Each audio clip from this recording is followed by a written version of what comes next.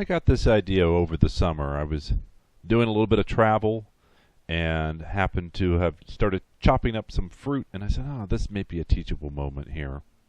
So I want to give you some tricks and some tips for modifying your food and maybe making it a little easier at meal times, particularly with some of the holiday stuff that's coming up. You're all going to be with your families, and those can be kind of high stress situations. And I just want to give you some ideas for improving your meal times. So my name's John Dean, and I work for the Davis Finney Foundation at this point. But for those of you who don't know, I am a speech language pathologist by training, and I've been a Parkinson specialist for about 8 years now, working almost exclusively with people who have Parkinson's and some of the related disorders. So as you can see here, I've taken a peach. This is one of these amazing Western Slope Colorado peaches, and I've broken it down a little bit.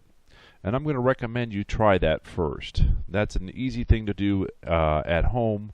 Take a piece of fruit, cut it in half, take half of that fruit and break it down some more, and just experiment a little bit, because you might find that there's certain levels of being cut up and broken down that make it easier to eat.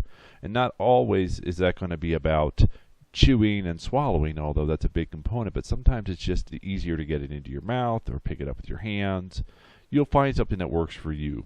You know, that doesn't supplant working with a speech therapist, and I probably should start this right at the beginning and say, if you have Parkinson's, you should have a long-term relationship with a speech language pathologist.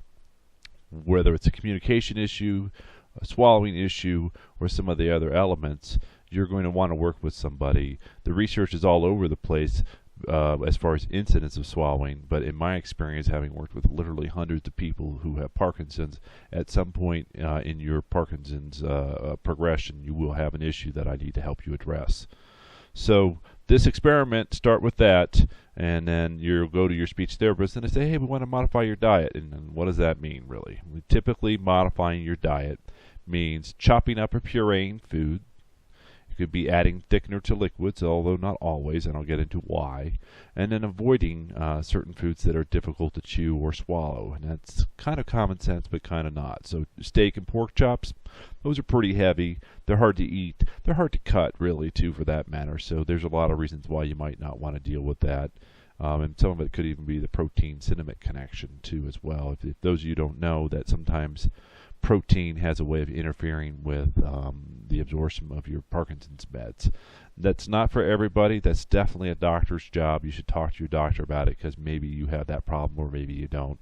But these heavier meats will definitely have more issues than something a little lighter like a plant protein.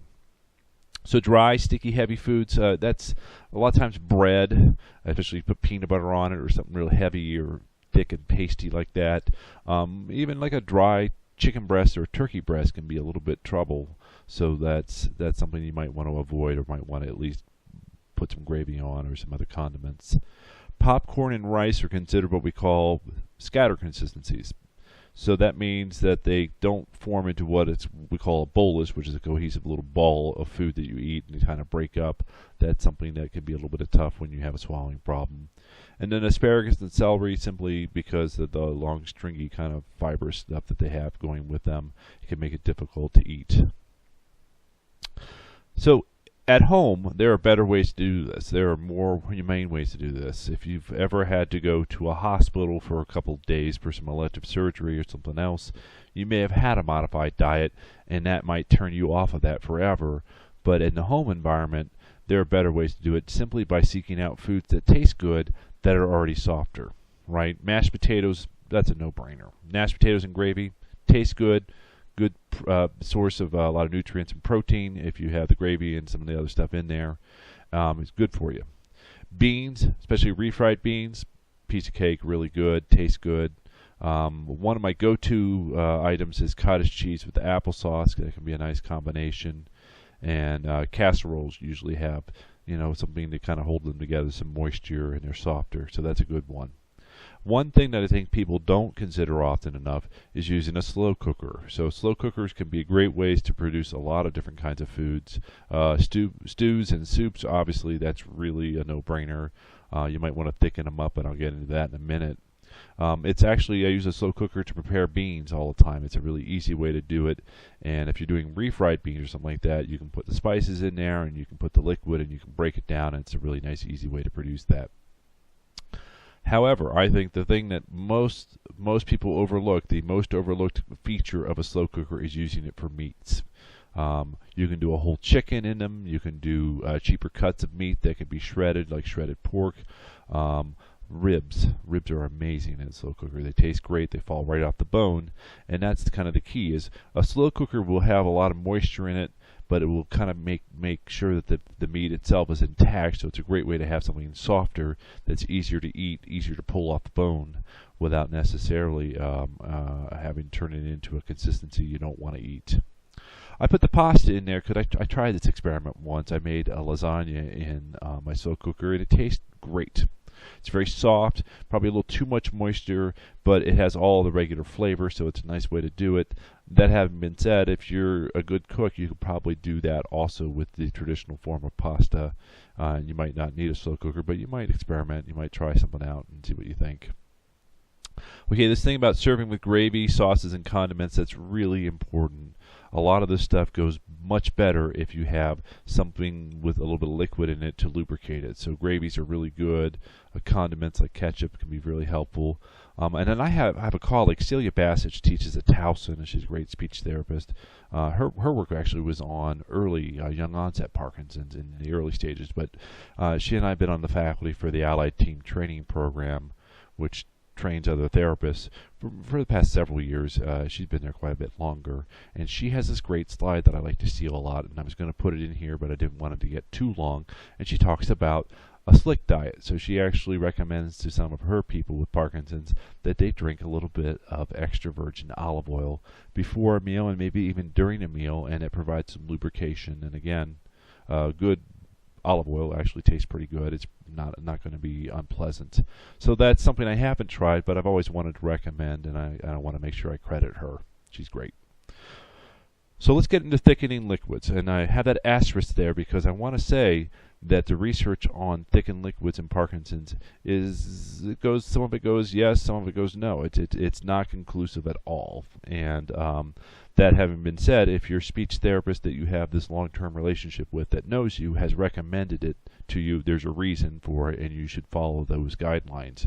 And if you have been recommended to have thickened liquids, I would start by considering naturally thickened liquids. Again, get this cleared by your therapist. So an apricot nectar or tomato juice are really nice thick liquids that you can drink that are a little bit slower and easier to control. Over the summer, I was in Portugal at a really great clinic outside of Lisbon for about 5 weeks, and they had this amazing mango nectar.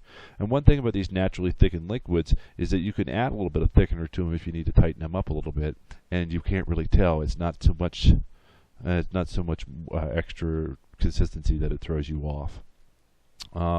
One thing I get asked all the time is ice cream.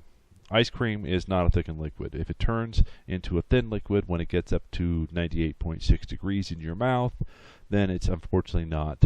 There are some alternatives to that, but I'm not going to get into that. You can ask your speech therapist. So your therapist, if they recommend thickener, they usually recommend something called Thicket or Thicken Up, or there's some other ones out there. I don't want to get any brand names. I have no financial ties to any of those companies, but typically you go to a drugstore or some type of Rite Aid or Walgreens or CVS, whatever you have in your part of the world, and you get it there, and it's modified cornstarch. And they modify it to make it easier so it works with colder liquids and hotter liquids and a whole bunch of different items out there. Doesn't necessarily taste that good, particularly with like something like in water or something like that. So you might consider some other things to thicken it up there, or you might go to different liquids. So water's obviously your best, but juices taste great thickened up. They really are very good. Milk can be okay. Sometimes I like to put a little bit of vanilla flavor or something like that. And then thickened hot chocolate is my go-to. If you're having some resistance to thickened liquids, hot chocolate with a little bit of thickener is amazing, and I would recommend it. If you're thickening other items up, like a soup, you have one of your slow cooker soups and you want to thicken it up, potato flakes are kind of my go-to for that. You can get them at a lot of stores, and it's really a nice way to do it. Add some texture to it as well. The tapioca and the banana flakes, those are probably for things that are a little bit sweeter, but that also works. And I've never tried tofu, but I've seen it recommended a couple of times. I want to bring it up there. It might be a good protein source if you're being careful with that. This is actually where I got this idea. I was in Europe again over the summer, and I went up to Rotterdam for a little music festival with some friends, and then I was out and I picked up some fruit and I started cutting it up, and I said, hey, wait a second here. Maybe there's an opportunity to do a little bit of training. Again, this is more in my speech therapist world, but I did put my contact information here, and as you can see, I work for the Davis Finney Foundation now. So the Davis Finney Foundation has a mission of helping people to live well today with Parkinson's, and so it's really about quality of life, and I think this fits in that world. What we're working on now and what I've been hired to do with them is the Virtual Community Project, and it's a platform for health optimization for Parkinson's. So we have some social media in there, we have ways to ask questions and access some of our content, and then we have some disease management tools like some exercise tracking components and some symptom trackers, and those are ways to hopefully get a better feel for how you're doing on a day-to-day basis and get some answers as we wait for some of the more exciting technologies to come down the road that are happening now. So don't hesitate to reach out to me if you have a question, if I can help you find maybe a speech therapist in your neck of the woods that knows what they're doing with Parkinson's. I'm happy to help in any way I can.